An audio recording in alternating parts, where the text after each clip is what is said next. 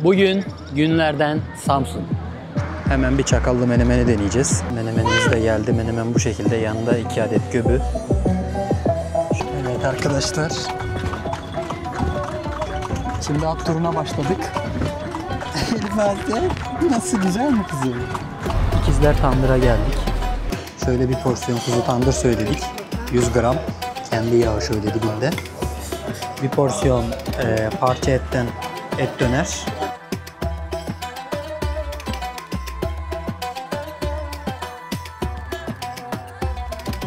Şimdi Bafra Ballı Baba dondurmacısına geldik.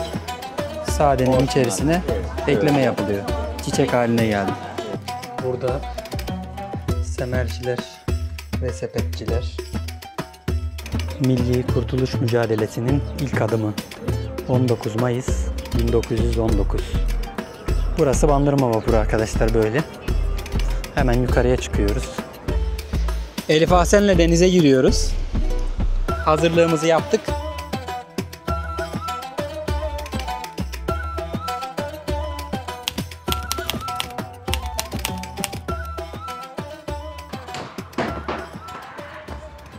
Manzarası çok güzel. Su biraz çekilmiş gibi. Evet. Zirveye çıktık. Yukarıdan görüntü bu şekilde arkadaşlar. Hemen aşağıda inekler otluyor. Manzara böyle.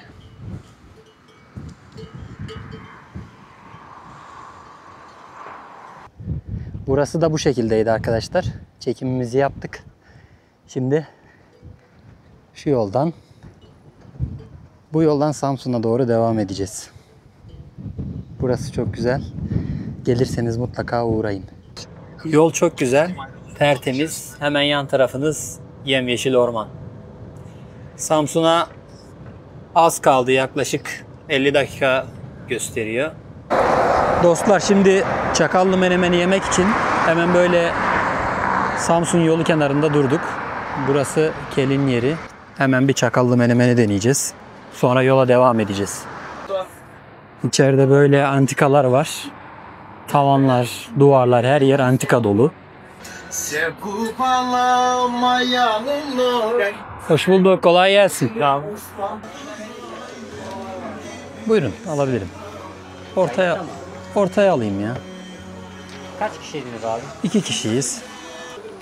Tek kişilik menemen söyledik arkadaşlar. 2 kişilik 600'müş. Bir tadına bakacağız biz. Buradan sonra Samsun merkeze geçip orada bir şeyler atıştıracağız. Hemen çaylar geldi sıcak sıcak. Böyle kupayla geliyor. Şimdi hemen menemenimiz de geldi. Menemen bu şekilde. Yanında 2 adet göbü. Şöyle yancılarımız var. Ne şimdi? Al buradan.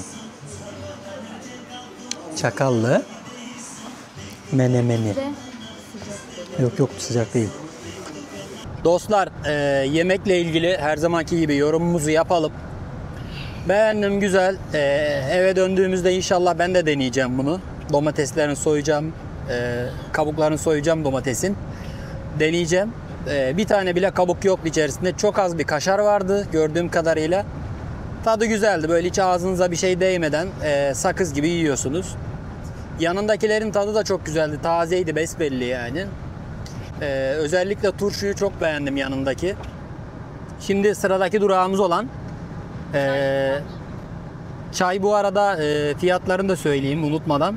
325 liraydı bir kişi için, ama bir kişi için 2 bardak çay, gördüğünüz kupada çay ve yanında gelen turşudur, acıkadır, tereyağı, bal fiyata dahil.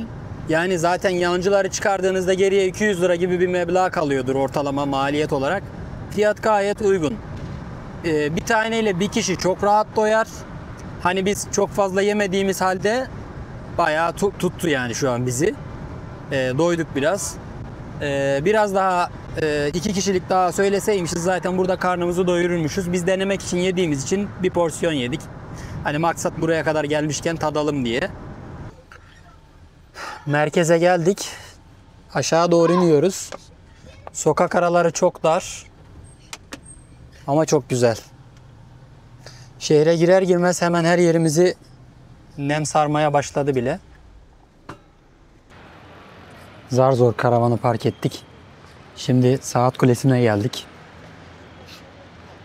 Güzel bir yerde yemek yiyeceğiz dediğim gibi. Her yer cıvıl cıvıl insan dolu. Elif Ahsen bayağı bir terledi. Şehirde acayip bir nem var.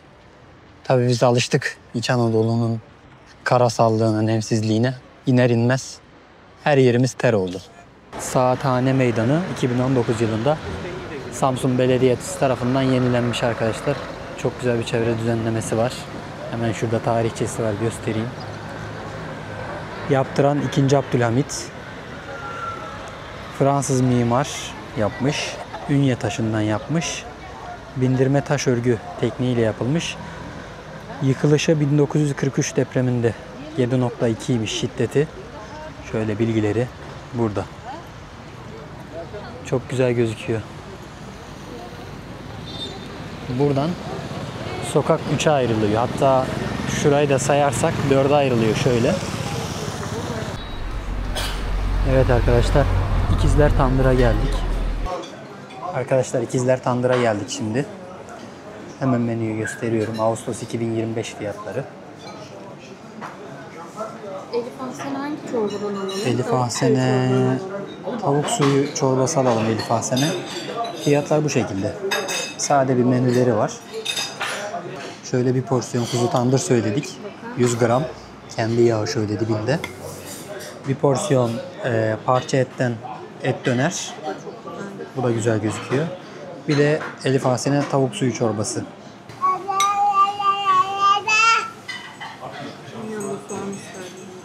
Evet. Tavuk çorbası çok güzel arkadaşlar.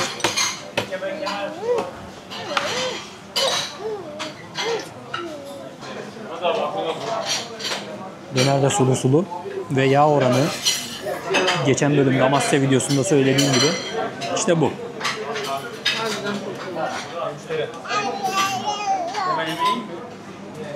Tandır da, tavuk çorbası da, döner de çok iyi arkadaşlar. Yemek hakkında yorumumuz çok güzeldi arkadaşlar. Çok beğendik. Gayet iyiydi. Gelin, getirin. Şiddetle tavsiye ediyoruz. Hemen çıktık. Burada haşlanmış ve közlenmiş mısırlar var. Ne kadar abi mısırlar? Ne kadar? Haşlama mı közleme mi alacaksın bir tane? Ben haşlama alacağım. 2 tane haşlanmış alalım ya. Tadı şekerli mi? Tamam. Çok güzel gözüküyor. Cumhuriyet Meydanı'ndayız. Her yerde insanlar. Bulvar AVM sokağındayız. Hemen yanımız Bulvar AVM. İlk geldiğimde yalan söylemeyeceğim. Samsunlular beni bağışlasın. Tren garı ya da tren istasyonu zannettim. Eski bir bina zannettim ama AVM'ymiş. Sokak devam ediyor böyle boylu boyunca. Sağlı sollu dükkanlardan oluşuyor. Böyle tek yön bir trafik akışı var. Fiyatlar gayet uygun arkadaşlar. Samsun esnafı en sevdiğimiz. Kesinlikle pazarlığı seviyorlar. Bir şey söylediğinde kırmıyorlar. Ellerinden geleni yapıyorlar. Birkaç esnafla konuştuk. Alışveriş içerisinde bulunduk. Bu yönleri çok iyi. Şöyle çok güzel bir gün batımı var. Efsane. Burası küçük İstanbul olmuş arkadaşlar. Evler hep sırt sırta. İnşallah burada büyük bir deprem olmaz.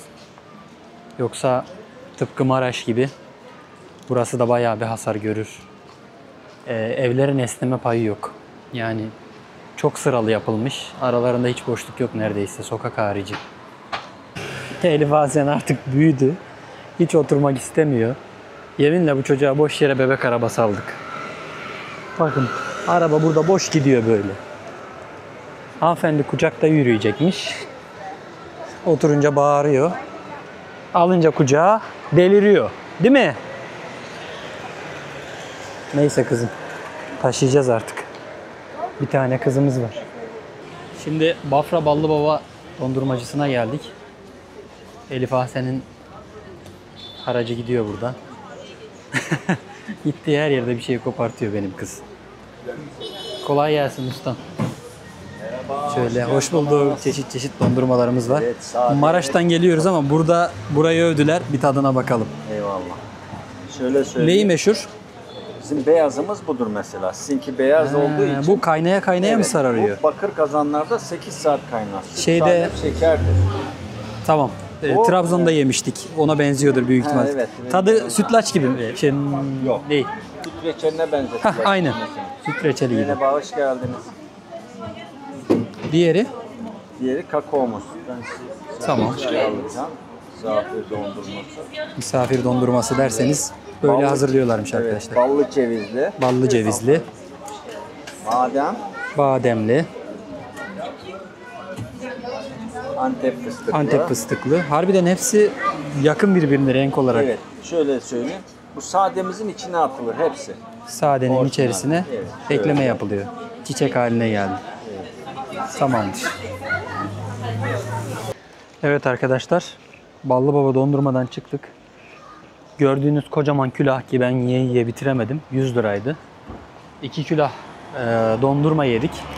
Bir de su aldık. Su 10 lira. 210 lira tuttu toplam. İçerideki firma sahibinin de söylediği gibi 8 saat kaynatılıyormuş. Bu yüzden sapsarı dedi. Tadı çok güzel, beğendik. Nereden hatırlıyorum bu görüntüyü, bu lezzeti diye düşündüm biraz. Trabzon'da beton helva, değil mi? Beton helvaya benziyor. Oradakinin tadı biraz daha yoğundu ama buradaki de yakın.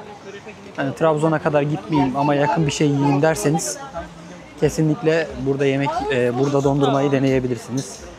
Beton helvanınki tabii ki çok daha yoğun bir tadı var. Ama burası da güzel. Yani kötü bir dondurma değil. Deneyebilirsiniz. Şimdi karavana geldik. Karavan hemen şurada. Bu sokak. Saat Kulesi'nin hemen yan tarafındaki Ambalajcılar Sokağı. Şimdi sahil kenarında bir yer bulabilirsek oraya geçeceğiz. Çünkü karavanın hemen önünde bir tabela var. Buraya park etmeyin. Depolar için malzeme indirme alanıdır diyor. Burada dükkan kapalı olduğu için bırakmıştık yemeğe gidip gelene kadar ama şimdi çıkacağız buradan artık. Şimdi sabah oldu. Sahil kenarında konakladık. Hemen. Şimdi güzel bir yere şöyle bir gidip bir çorba içelim, bir midemize güzel gelsin. Çorba içeceğimiz bir yere gidiyoruz. Daha doğrusu kahvaltı yapabileceğimiz bir yere. Hemen yan tarafımız Atatürk Kültür Merkezi. Bunun hemen az ilerisinde kaldık. Bir yemeğimizi yiyelim, gezimize başlayacağız inşallah. Zaten her şey meydanda, birbirine yakın. Yani Atatürk Kültür Merkezi'nin yakınında bir yerde kalırsanız birçok yere ulaşım kolay burada. Yalnız otopark problemi arkadaşlar. Gelecekler için şimdiden söyleyeyim. Otopark ciddi problem. Ücretli otoparka giriyorsunuz çoğu yerde. Çoğunda onlar da dolu. Şu an mesela sabah saatleri olduğu için mesela hemen kültür merkezinin karşısında bir otopark var, aklınızda bulunsun. Burası boştu. Az önce geçerken baktım. Ama genel anlamda otopark problem burada. Burada yaşayan arkadaşım bile merkezde otopark problem diyor yani o derece. Çalı Kuşu'na geldik arkadaşlar. Çorba içeceğiz. 2 mercimek söyledik. Ağustos 2025 fiyat listesi arkadaşlar. Yanına da şöyle denemek için yarımşar et döner söyledik. Bir tadına bakalım gelmişken. Böyle çok güzel dönerleri var arkadaşlar. Gelirseniz mutlaka deneyin. Arkadaşlar fiyatları gördünüz. Gayet iyiydi. Lezzeti de gayet güzel. Yani mercimek çorbası tipik. Sadece içerisinde sanırım çok az bir tereyağı falan vardı. Güzel bir aroma vermiş. Onun haricinde süzme değildi mercimek, onu söyleyeyim. İçerisinde ufak irili ufaklı taneler vardı. Normal mercimek çorbası ama tadı güzeldi. Fiyatı uygundu. Abartılmamış, şişirilmemiş. Et döner de tek lavaşlı et döner söyledik. O da güzeldi. Yani gelirseniz buraya uğrayabilirsiniz. Karavana yola çıkarken yastık almayı unutmuşuz. Geçerken Bellona'dan yastık aldık. Elif Ahsen yine haracını aldı burada. Aracını aldı ve gidiyor. Maraşlardan gelmiş. Hoş Teşekkür ederiz. Şimdi yol kenarında hemen böyle giderken simitleri gördük. Sıcak sıcak fırından yeni çıkmış. Hemen bir simit alalım. Simiti nereden aldığımızı da söyleyelim hemen. Özen Simit Fırını. Hemen ana yol kenarında. Burası şehirler arası sahil yolu. Buradan alabilirsiniz. Sıcak sıcak. Tadı çok güzel. Şimdi Samsun Kent Müzesi'ne geldik. Burası hemen ana yol kenarı. Öbür taraftan da tramvay geçiyor arkadaşlar. Samsunlular zaten bilir ama ulaşımın kolay olduğunu da bilin, böyle hemen ana yol kenarında. Şimdi burayı gezeceğiz açıksa. Arkadaşlar pazartesi günleri 12 ile 4.45, diğer günler 8.30 ile 4.45 arası Samsun Kent Müzesi açıkmış, bilginiz olsun. Tam 20, öğrenci 5 TL arkadaşlar. Arkadaşlar girişte kart alacaktım. Nakitiniz varsa verebilirsiniz. Ama bunlarla uğraşmak istemiyorsanız benim gibi kredi kartıyla da geçebilirsiniz. Müzeye hemen girişte böyle bir zaman çizelgesi bizi karşılıyor. İçeride milli mücadele tarihi ve Atatürk'le ilgili, Samsun'un eski tarihiyle ilgili. Mesela 1870 yılında Samsun. Çok güzel fotoğraflar var. Böyle kısa kısa içeriden görüntüler aktaracağım. Yenilerin dinamosu deyip sanırım bastırdıkça suyu bir yerden bir yere tahliye ediyor. Yine onun ileriki versiyonu motorlu olanı, su pompası. Çok güzel eserler var. Burada yine aynı şekilde tulumba var gördüğünüz. Su basmak için bir yerden bir yere. Burada da günümüzde kullanılan su pompalarını görüyorsunuz. Elektrikli artık en son bunlar.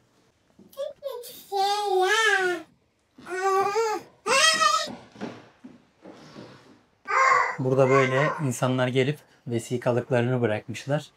Siz de geldiğinizde vesikalıklarınızı bırakabilirsiniz. Bence çok güzel bir uygulama. Merak ettim arkalarında bir şey yazıyor mu? Yazmıyor. İnsanlar kendince soy ağacı oluşturmuş burada. Yine Kurtuluş Savaşı'nda kullanılan tüfekler. 1927'de Samsun. Son kat olan 3. kata da çıkıyorum. Burası 3 kattan oluşuyor.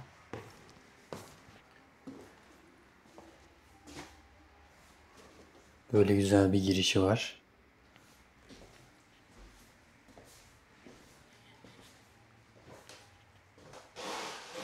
Eski otobüsler ve şehrin eski fotoğrafları. Samsun'da ilk ulaşım faytonlarla oluyormuş. 1920'de ilk taksilere geçilmiş. 1945'te belediye otobüsleri hizmete girmiş. 1950'de ilk taksi dolmuş uygulaması başlamış. 2005'te Batı Park ile Baruthane tümülüsleri arasında teleferik kurulmuş. 2010'da Samsun hafif raylı sistem hizmete girmiş. Samsun ve Bafra tütünleri sergisi var arkadaşlar. Böyle tütün hasadı yapan ve ekimi yapan köylüler tasvir edilmiş. Burada yine tütün kesme makinesini ve tartma makinalarını görüyorsunuz. Çok güzel.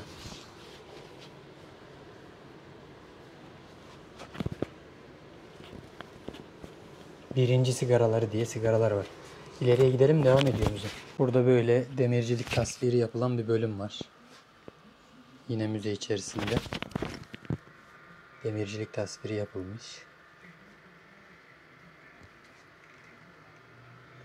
Orada süpürgeye bağlayan bir amca.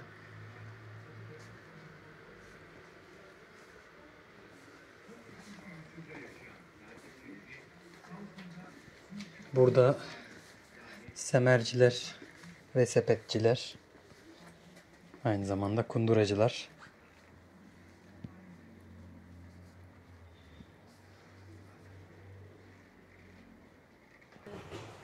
Ladik Akdağ'da bulunan kış sporları. Ben gelirken bu kayak merkezinin binasını görmüştüm. Ladik Gölü'nün tam karşısında. Orası ne diyordum? Yamaç paraşütü yapılıyor. Çevirsene bana bir. Şöyle havza kaplıcaları var arkadaşlar. Çok güzel. Atlı spor tesisleri, plajlar. Atlı spor tesisleri, plajlar, Savun, Sukay. İşte biz buraya gideceğiz birazdan. Müzeler bunlar. Müzelere Bandırma gideceğiz. Müzesi, Biz Bandırma'ya gideceğiz birazdan. Milli Mücadele Parkı ve Açık Hava Müzesi. Evet. Burada arkadaşlar geldiğinizde hayvanat bahçesi de varmış. Samsun Hayvanat Bahçesi vesaire de varmış. Geldiğinizde buradan kopya çekebilirsiniz. Nebiyan Yaylası, Çam Gölü, doğal güzellikler arasında. Şahinkaya Kanyonu, Vezir Köprü. Buraya gitmeyi düşünüyoruz ama fırsat olur mu bilmiyorum. Ladik Gölü'ne gelirken uğradık. Meşe Kültür Parkı varmış. Galeri Çormanı varmış. Göl alan şelaleleri. Vezir Köprü'ye tekne turuna gidelim dedik. Yani yaklaşık 2 saat gösteriyor buradan. Bilmiyorum yani gider miyiz? Müze güzel arkadaşlar. Geldiğinizde gezmeyi ihmal etmeyin. Aşırı vaktinizi almıyor zaten. 20 dakikaya müzeyi gezersiniz. Hem ulaşım kolay hem içerisi güzel. Burada dediğim gibi tramvay var. Şimdi geldim güvenlikten bilgi aldım. Baruthane durağında inip teleferiğe gidebilirsiniz dediler. 25.75 kesiyormuş bilet ücreti. Yine aynı şekilde bu tramvay durağından binip Bandırma vapuruna da gidebilirsiniz. Belediye evleri diye geçiyor. O durakta indiğinizde varmış olursunuz dediler. Aklınıza bulunsun. Baruthane durağı teleferik için, belediye evleri Bandırma vapuru için. Umarım yanlış söylememişimdir. Arkadaşlar teleferiğe geldik şimdi. Teleferiğe girdik. İçeride otomatlar varmış. Hemen sularımızı aldık. Tramvayı bekliyoruz. Baruthane'ye, teleferiğe gideceğiz.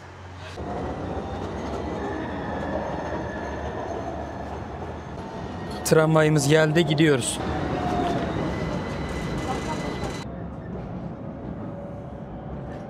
Tramvaya bindik. Teleferiğe gidiyoruz. Bir sonraki istasyon Cumhuriyet Meydanı. İyi maşallah hastane.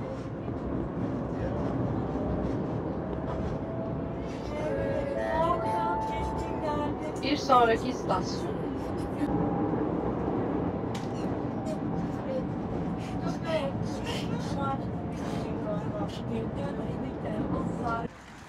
Şimdi Samsun teleferiğe geldik arkadaşlar. Bir tane ben indireceğim, bir dakika. Hemen şöyle arkamda gidiyor teleferikler, görebilirsiniz. Bir güvenlik abiyle tanıştık. Hemen geldi selfie çekinelim dedi. Buradan da ona selam olsun. Bizi gördüğünüz yerde dediğim gibi hep selam verin arkadaşlar. Bu bizi çok mutlu ediyor. Takip edildiğimizi bilmek, sevildiğimizi bilmek herkes gibi bizi de mutlu ediyor. Şimdi teleferiğe bineceğiz. Başlangıç noktası hemen sahil kenarında. Tramvayla gelebilirsiniz. Arkadaşlar karavanla sanırım burada konaklayabilirsiniz. Böyle büyük bir otoparkı var. Dün gece biz kaldığımız yer fena değil de ana yol kenarıydı ama rahattık yani klimadan dolayı camları kapatıp yattık. Siz gelirseniz burası teleferiğin otoparkı. Karavanla burada konaklayabilirsiniz. Hani kapıda bir güvenlik vesaire herhangi bir şey yok. Dediğim gibi kalacak yerler vardır ama biz bilmiyoruz dedim ya sabah. İşte tam olarak o mevzu. Şimdi görmüş olduk. Geldik anneciğim. Teleferiğin otoparkında kalabilirsiniz. Hemen yanı sahil zaten. Bir tarafı da güzel bir park var. Şimdi yukarıya çıkıyoruz. Samsun haritası arkadaşlar. Bak biz şu taraftan geldik. Evet. Geldik. Ladik'ten geldik. Kavak. İlk adım Atakum. Şurası zaten merkez şöyle. Evet. Kredi kartı ve banka kartı ile ödemeleri tam 17 lira. Tek yön arkadaşlar. Öğrenci ücreti 12 lira. Kredi kartıyla tam Sam kartla 17. Eğitim Sam kartla 12. Ücretsiz Sam kart geçiş 12 lira. Evet, teleferiğe bindik arkadaşlar. Teleferikler üçer üçer gidip geliyor. Klima olmadığı için de bu şekilde cam bırakmışlar. Sıcaktan içeride bunalmasınlar diye. Aynı şekilde de var karşıda. Yok, bu çok önemli. Babadağ'da böyle bir şey yoktu. Biz Babadağ'da bildiğiniz yandık çıkana kadar yani. Çok az vardı, küçük vardı. Yukarıya çıktıkça manzara güzelleşiyor. Çok güzel esiyor şu an, anlatamam.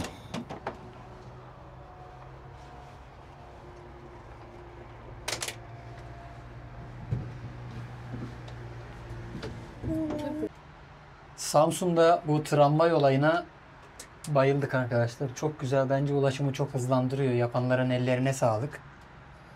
Karavanla geldiğinizde aracı Baruthane Teleferiğinin otoparkına bırakıp hemen karşısından tramvayla şehir merkezine ya da Bandırma vapuruna, fark etmez, biz de birazdan teleferikle Kent Müzesi'ne, Büyük Kent Müzesi'ne ve Bandırma vapuruna geçeceğiz tramvayla. Siz de böyle kullanabilirsiniz. Tramvay çok rahatlatıcı. Şehir içinde araç trafiğine girip otopark vesaire aramanıza gerek kalmıyor. Şehrin stresini ya da risklerini almanıza gerek kalmıyor. Böyle hemen şehrin girişine bırakıp ulaşım açısından tramvayı kullanabilirsiniz. Elif Ahsen de çok sevdi teleferiği. Değil mi kızım? Evet. Sevdin mi? Evet. Arkadaşlar bu şekilde teleferik. Sonunda bir kafeye çıkıyorsunuz. Zaten giriş ücretinden anlamıştım kısa olduğunu. Hani maksat ufak bir renklilik katmak. Yoksa hemen yan tarafta yolda var. Yoldan araçla da gelebilirsiniz. Teleferiğin bitimindeki restorana geldik. Bir şeyler içeceğiz bakalım. Biraz hava sıcak. Arkadaşlar yemek menülerinin fiyatlarına baktım. Dışarıdaki çoğu restorandan daha uygun. Hatta şehir ortalamasından da uygun. Adana kebabı 300 lira. Öyle söyleyeyim. Belediye işletmesi olduğu için burası. Fiyatlar gayet hesaplı. Gelirseniz aklınızda bulunsun. Şöyle birkaç örnek vereceğim. Yemek fiyatları ile ilgili.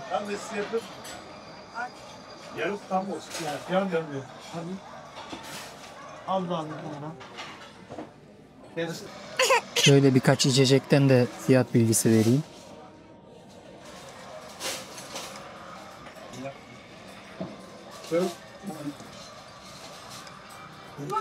Fiyatlar gayet iyi. Şimdi burada teras gibi bir yer buldum. Oraya gidiyorum arkadaşlar. Böyle çok güzel bir peyzaj yapmışlar. Arkada bir bayrak gördüm. Hemen bir bakacağım. Restoranın ismi Amisos Restoran arkadaşlar.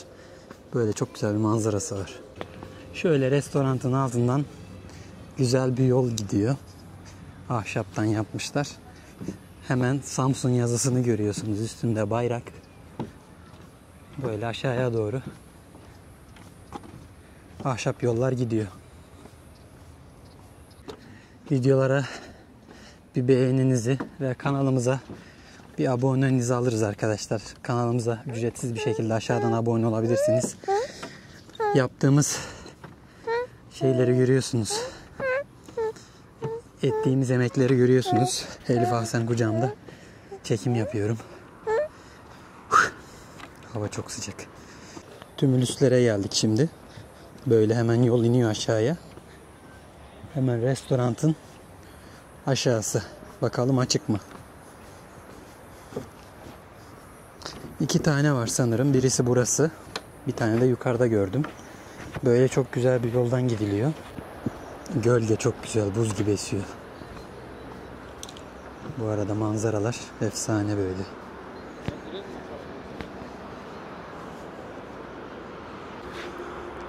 Tümülüslerin manzarası bu şekilde. Hemen şöyle şurası girişi. Tümülüsler kapalı. Arkadaşlar. Diğeri açık mı amcam? Diğer taraf açık mı? Çıkış için mi? Şöyle. Tümülüsün içerisi bu şekildeymiş. Milattan önce 564 yılına aitmiş arkadaşlar burası. Ama kapalı, içeriye giremedik. Hemen yukarıda dediğim gibi bir tane daha var. Oraya da bir uğrayalım. Arkadaşlar burası da kapalıymış. Amca açık demişti ama burası da kapalı. Keşke buralar turizme kazandırılsa. Yani maksat geliyoruz gezerdik bari. Ama kapalıymış maalesef. İçerisi bu şekildeymiş. Arkadaşlar tümülüsler hayal kırıklığı oldu. Açıktır dedim ama açık değilmiş. Boş yere yorulduk. Şimdi tekrardan teleferiğe binip aşağı ineceğiz. Bay bay yap kızım hadi. Çıkıyoruz. Sıradaki durağa geçiyoruz. Şimdi teleferiğin hemen başlangıç noktasında, şöyle teleferiğin başlangıç noktasında böyle at arabası var. Şimdi bununla güzel bir gezinti yapacağız. Hadi gidelim. Evet arkadaşlar. Şimdi at turuna başladık. Elif Azde, nasıl, güzel mi kızım? Sahili komple gezdiriyorlarmış arkadaşlar. Kısa tur 400 lira, uzun tur 500 lira. Güzel bir gezinti yapalım bakalım.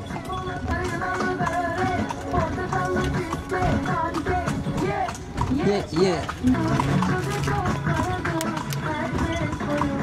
Niyazi Usta.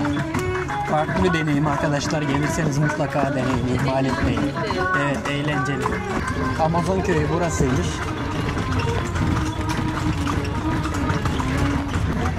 Burada da Amazon heykeli ve aslan heykeli varmış. Amazon heykeli hemen karşıda görüyorsunuz. Elinde kalkanıyla beraber. Yanında da aslan heykeli var. Böyle bir at arabası da bize lazım. Dostlar, yine bu sahil şeridinde teleferiğin olduğu parkta böyle büyük bir otopark var. Karşıda da karavancılar kalıyor. Gece gelirseniz burada konaklayabilirsiniz. Girişte güvenlik vesaire burada da gözükmüyor. Hemen şu karşıdan giriş var. Hani biz bugün buradan ayrılacağız akşam. Eğer kalsak böyle bir yere gelir kalırdık akşam. Tuvalet vesaire de var karşıda gördüğüm kadarıyla. Aklınızda bulunsun. Böyle hemen Niyazi Usta'nın yan tarafında yine aynı parkta çok güzel gölgelikler var. Samsun Belediyesi gerçekten burayı çok güzel yapmış. Bu ağaçlar boylu boyunca uzanıyor. Yarın öbür gün bu ağaçlar büyüyüp birbirini tam kapattığında efsane bir gölge olur burada. Çok güzel kamp etkinlikleri vesaire yapılabilir. Ateş, mangal, semaver yakmak yasaktır. Samsun Belediyesi afiş bırakmışlar her yere. Çok güzel ya. Her ile lazım böyle deniz kenarı bir park. Şimdi Niyazi Kesim Restoran'ta yemeğimizi yedikten sonra hemen arkasında Amazon köyü var. Orayı da gezip artık merkeze, oradan da Bandırma vapuruna geçeceğiz. Şehir gezimizin sonuna doğru yaklaşıyoruz. Burada en çok dikkatimi çeken şey Bafra nokulu varmış. Bunu merak ettim. Restoran böyle. Tam bir balıkçı restoranı gibi dizayn edilmiş. Mavi ve beyaz ağaç. Şimdi siparişlerimizi verdik arkadaşlar. Geldiğinde menüyü gösteririm. Fiyatlar bir tık şehrin yukarısında ama yemeği görmeden bir şey söylemek istemiyorum. Belki menüleri büyüktür. Arkada hemen kano yapıyorlar, görüyorsunuz. Ve deniz bisikleti var. Geldiğinizde sürebilirsiniz burada. Özellikle de kano çok güzel duruyor. Deniz bisikletindense. Hemen restoranın yan tarafı. Pideler geldi. Kuşbaşılı pide ve kapalı, içerisinde bir yanı peynirli bir yanı kıymalı kapalı pide. Yanındakiler de bu şekilde arkadaşlar.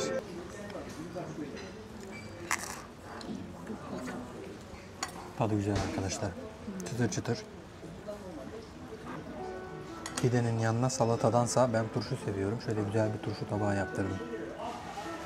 Şimdi yemekten sonra çay ikram ettiler. Çayımızı içiyoruz. Kalkacağız. Hava inanılmaz nemli. Sıcak demiyorum, nemli. Yani tişört üzerime yapıştı. Burası sanırım kışın daha güzeldir ya. Sonbahar. İlkbahar, sonbahar, kıştır. Yazın burası gezilmiyor belli yani. Şimdi Amazon'u gezmeye gidiyorum. Fiyatlar bu şekilde arkadaşlar. Şöyle. Umarım gözüküyordur. 1175 TL. Her şey okey ama turşuya 200 lira nedir bilmiyorum. Söyleyeceğim bir şey yok. Şimdi Amazon hemen Niyazi Kesim'in arkasında. Benim kızları bıraktım. Siz burada bekleyin, ben bir gezeyim geleyim dedim. Bebek arabasıyla gezmek bizi biraz yoruyor. Hemen size burayı gösterip geri dönüp onları alıp tramvaya binip Bandırma vapuruna geçeceğiz. Amazonlar tarihteki verilere göre milattan önce 2000 ile 1000 yıllar arasında Terme Çayı kenarında Terme kentinde yaşayan ve aralarında erkek barındırmayan savaşçı kadınlardan oluşuyormuş arkadaşlar. Hemen size şöyle içeriği göstereyim. Sabah 8, akşam 6.45 arası açık. Giriş yetişkin 20, öğrenci 5 TL. Kış döneminde ziyaretçi alımı aynıymış. Saat önce değiştirmişler, sonra düzeltmişler. Aralarında erkek olmayan savaşçı kadınlar. İçeriye giriyoruz. Turnikeye kart okuttuk arkadaşlar. Direkt geçiyoruz. Burada da yine turnikeler kart okuyor. Kart geçerseniz 23 TL'ymiş. Bilginiz olsun. Böyle. Amazon kadınlarının köleleri. Tabi Amazonlar kadın olunca köleler de erkek oluyor direkt herhalde. Böyle çok güzel heykeller yapmışlar. O dönem olabildiğince aktarmaya çalışmışlar. Buraya kadar gelmişken tabii ki burayı da gezelim. Böyle onların yaşadığı düşünüldüğü çadırlar. Çok güzel.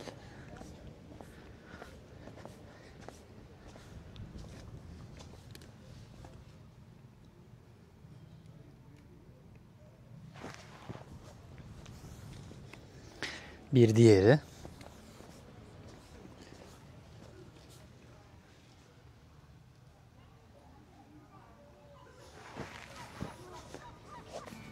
Böyle güzel bir yer var bakalım.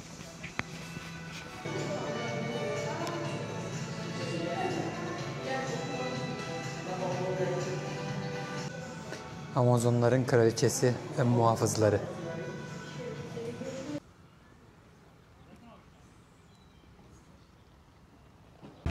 Şimdi tekrardan restoranta geldim.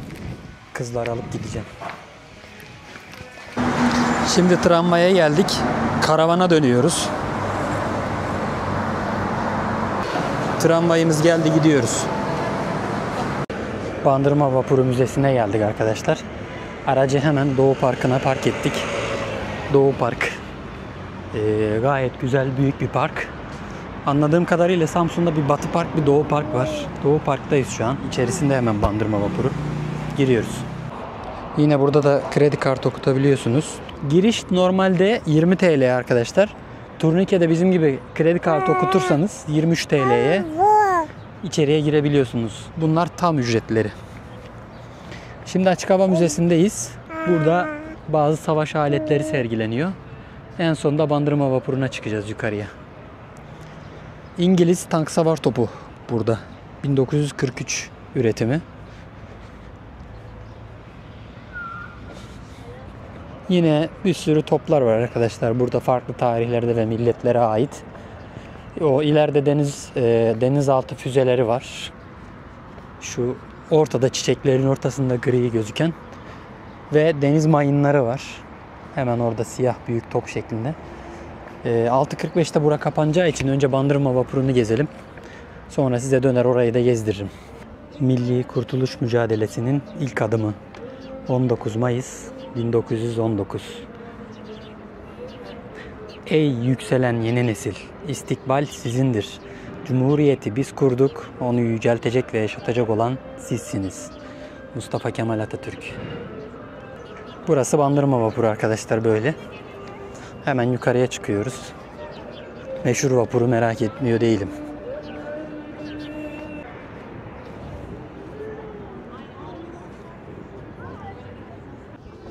Teknenin bir güverte çıkışı, bir güverte inişi var.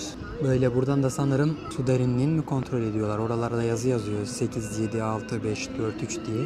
Sanırım su derinliği. Şimdi yukarıya çıkıyoruz.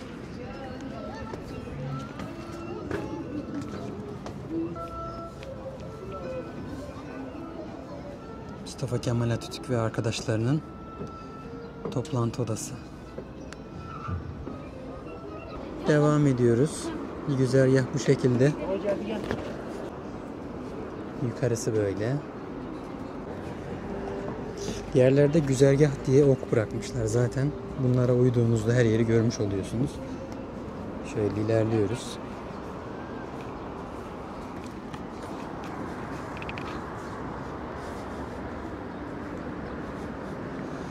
Yukarıya çıktık, tekrar aşağıya iniyoruz. Burası geminin kamera kısmı.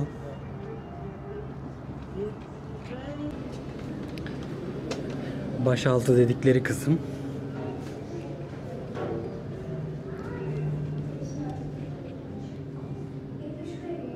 İnsanlar yağmurlu havalarda buradan dışarıya bakıyormuş. Böyle cam var şu an orada. Ve bu korumak için de bu metal kapakları kapatıyorlarmış.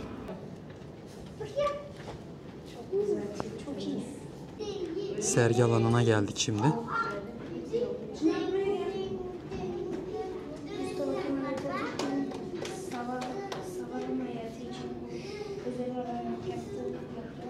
Mustafa Kemal Atatürk'ün orijinal beylik tabancası. Beylik.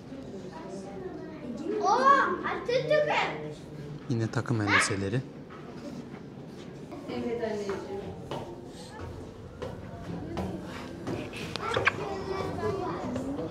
Bunlardan 13.000 adet üretilmiş ve yaklaşık 4 milyon ton Japon gemisi düşürülmüş arkadaşlar.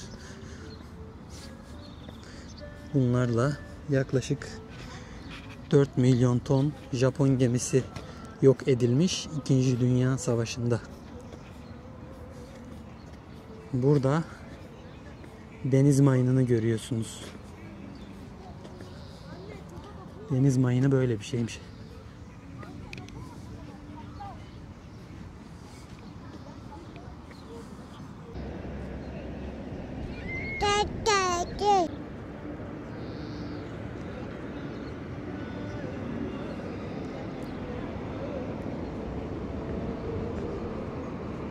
Hemen Bandırma vapurunun bahçesinde, hiç dışarıya çıkmadan, Bandırma Hediyelik Eşya Satış Merkezi var. Biz neden buraya gidiyoruz? Samsun'la ilgili magnetimizi alıp artık yola devam edeceğiz arkadaşlar. Samsun'da Atakum hariç merak ettiğimiz her yeri gezdik. Şimdi buradan magnetimizi alıp Atakum'a geçeceğiz. Gün batımında Atakum'dayız. Şöyle şu magnet hoşumuza gitti. Bundan aldık. İçeride buraya özgü bir sürü hediye var arkadaşlar. Geldiğinizde uğrayıp alabilirsiniz. Atakum sahile geldik şimdi. Burası hemen böyle çok güzel bir gün batımı manzarası var. Annesi Elif Ahsen'i hazırlıyor. Şimdi beraber Elif Ahsen'le denize gireceğiz.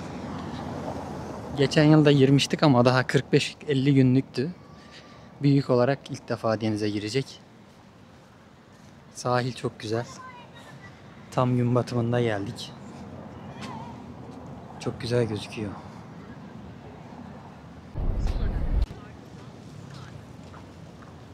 Burada çok güzel karavan koyabileceğiniz yerler var. Araç otoparkı yönünden sıkıntı yok arkadaşlar. Geldiğinizde konaklayabilirsiniz. Sahil çok büyük, çok güzel. İnsanlar denizin tadını çıkartıyor. Hemen şu karşıda duş var mı ona bir bakacağım. Burada da gördüğünüz gibi bir aile karavanı çekmiş buraya. Yer olsa biz de şöyle kapıları şuraya açmak isterdim. Bu sefer de böyle olsun nasip. Burada biraz takılıp bu akşam inşallah Sinop'a geçmeyi düşünüyoruz. Size birazdan buradan drone da kaldıracağım. Sahili bir yukarıdan da almak istiyorum. Tuvaletler ücretsizmiş arkadaşlar. Ayrıca duş da var. Duşlar çalışıyor. Ve ücretsiz. Tuvaletler de keza aynı şekilde ücretsiz. Çok güzel. Giyinip gelelim. Elif Ahsen'le denize giriyoruz. Hazırlığımızı yaptık. Küçük bir deniz kızı var kucağımda. Kızım girelim mi? Göstersene bir tanem. Gün ne güzel batıyor. Kıpkırmızı. Bu güzel anı kaçırmayalım. Hemen denize girelim.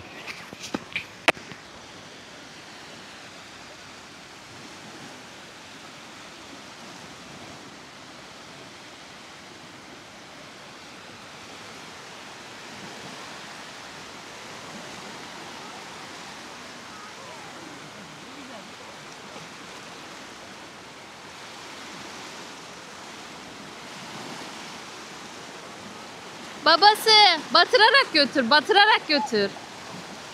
Aynen geri geri götür.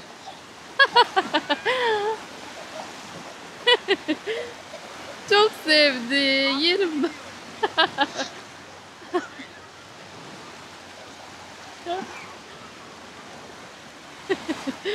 Çok sevdi güzel kızım benim.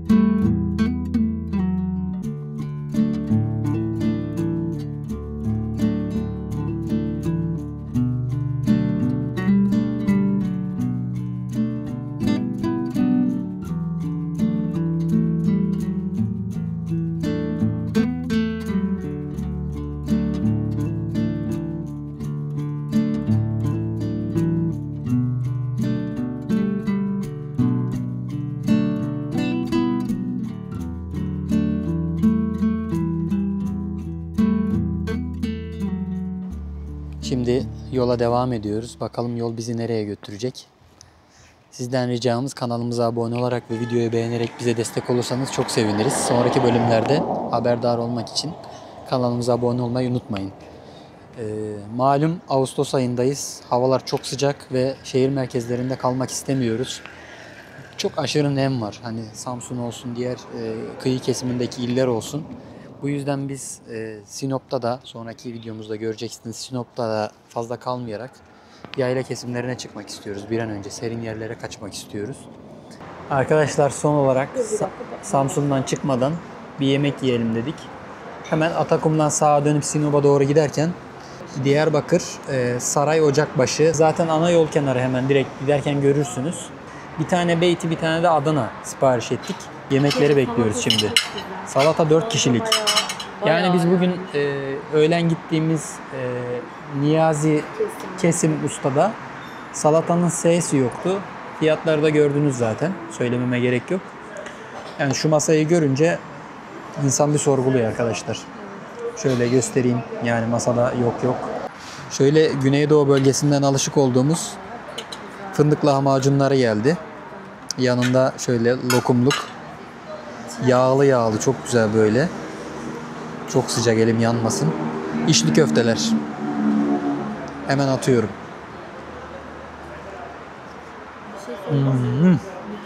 Lezzetine bir şey diyemeyeceğim de. Bir de sıcak. Bugün 200 lira oturuşuya verdim ya, içime oturdu ya. Evet, 200 lira oturuşuya verdik. Samsun deyince aklıma kesinlikle o 200 lira oturuşu gelecek bundan sonra. Ben alayım. Şöyle yemeklerimiz geldi. Oo, yanında sarımsak da var.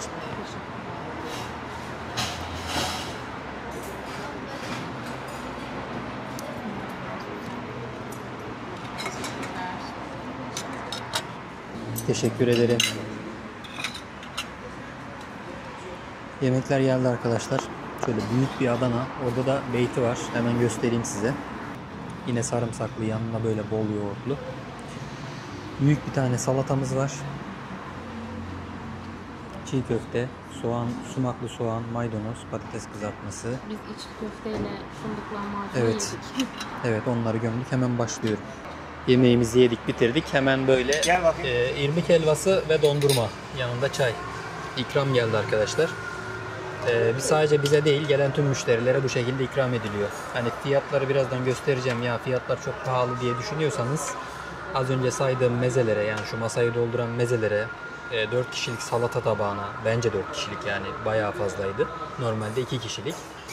Ve bu tatlılara ve çay ikramına vesaire hepsini göze bulundurun. Bunları düşününce fiyat pahalı değil bence. Fiyatlar bu şekilde arkadaşlar. Ağustos fiyatları.